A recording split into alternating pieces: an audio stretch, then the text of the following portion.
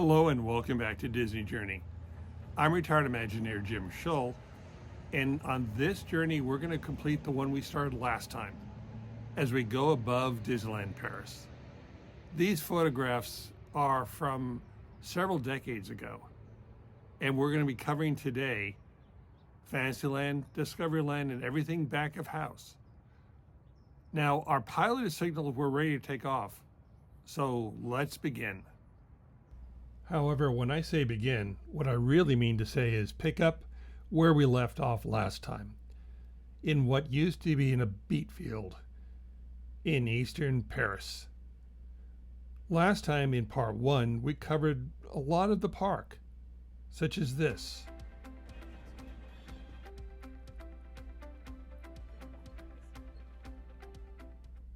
And now we conclude our journey above Disneyland Paris. Looking at this aerial of Euro Disneyland, I'm reminded of one time when they said to me the week before opening, take this load to Fantasyland. So I drove my little rental car down Main Street, USA. Fun times as an Imagineer. And then as now, even though it was about to open in a week, I was impressed by how beautiful Fantasyland was and is. The park is fully conceived and really beautiful. Here you are with the train station that had a stage as well. Today it's a Meet Mickey location. Still has a train station though. Mr. Toad doesn't have a ride, but he does have a dining hall. I do wish they had the ride though. Small World is a different view of and version of Small World, but that big show building does sit behind the facade.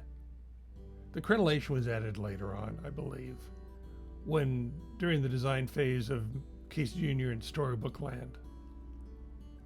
The greenhouses are behind, and in front is the old mill, which was the dining facility that I added the Ferris wheel. The Cinderella restaurant is kind of a hidden gem. And of course, Mad Teacups. This is the best version with the water and the glass roof. Turning our attention to Discoveryland, it's a view of the future, but through the lens of the famous French novelist Jules Verne. It's a future that will be timeless because you're looking backward to get to the future itself. But when you look at the future as seen through the lens of Verne, it's classic and yet promising. There's a hopefulness in this version of Tomorrowland, which unfortunately has been lost in the others. I mean, they become, Tomorrowlands of the future, but in amber. Whereas Discoveryland allows for a look back, looking back at cars, or the Nautilus sub, or the back of house where they keep all of the cars, or the original Visionarium, which is the Buzz Lightyear, and I'm guilty for designing that. And what's amazing to me is Space Mountain, which wasn't part of opening day, but it was certainly designed to fit in that land, and it does, both as a dominant structure and also a complement to Star Tours and the 3D Theater, which has had a number of shows. What's also smart about it is it's a massive building, but it has very little facade work, very little show. There is only what is needed. Videopolis, on the other hand, is all show. It's almost completely themed on all sides because guests can circulate on almost all sides. A Toy Story themed restaurant and playground was soon added, as were the entertainment trailers. Discoveryland is the gold standard of what a Tomorrowland could be. Turn our attention outside the park, we visit Disney Village, which is a Frank Gehry designed retail and dining experience. This has changed a lot over the years and will change again.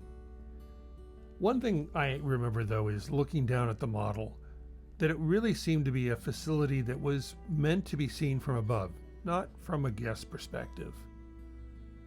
The towers are coming down, as is Planet Hollywood. All part of the change. We'll see if it's better. I recall when the steakhouse opened, all of the beef was flown in from the US, just for bragging rights. Oh, and also the clay baked potato was excellent. Moving on are the hotels around Lake Buena Vista. One time I stayed in this hotel, and the next day I stayed in an equivalent hotel there in Florida. And they're virtually identical, so I got lost. I arrived a lot of times on the train, and a lot of times I would take this roundabout to get to work into the area that's behind the first gate. I'd go to this building for meetings. I would go to the central shops to look at props. I'd even go and stop to look at the ponies in their barn, which actually is probably one of the nicest facilities of any I've ever seen in any of the Disney parks. Looking back over the decades, it's really hard still to believe that once was farmland was transformed in the way that it has been. It is a beautiful park. It hasn't had much added to it since it opened, but I'm not sure you could really do much to improve upon it. I remember not just the attractions, I remember the people who worked on these attractions.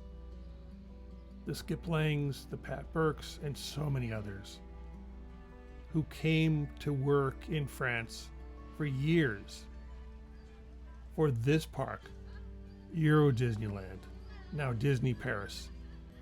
I'm glad that you could join me on this journey into the past above Disneyland Paris. Our pilot has landed, so that signals this episode is done. But there'll be another one real soon. Meanwhile, thanks for all of your comments, your subscriptions, your hitting the bell icon to be informed of my next episode, and also for joining me now on my new separate shorts, which I call, brilliantly enough, Disney Journey Minis. The idea being, if you don't have time for these longer form videos, maybe you have time for my version of video haiku.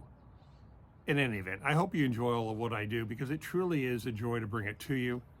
And I look forward to joining you on the next journey. Until then, from Lost Canyon, goodbye.